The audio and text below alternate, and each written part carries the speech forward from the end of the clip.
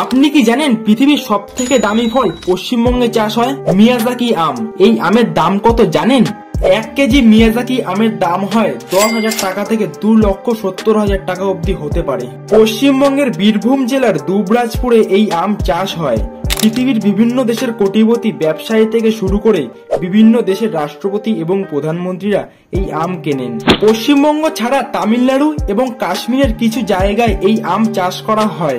April থেকে August মাস অবধি এই আম চাষ করা হয়ে থাকে। এই আম নাকি ভীষণই মিষ্টি এবং সুস্বাদু।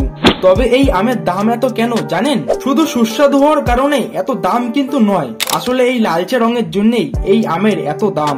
মিয়াজাকি আম যখন কাঁচা থাকে তখন এই আমের রং থাকে বেগুনি, আর যখন এই আম সম্পূর্ণভাবে পেকে যায় তখন এই রং হয় উজ্জ্বল লাল, অনেকটা আগুনের মতো, ডাইনোসরের ডিমের মতন দেখতে।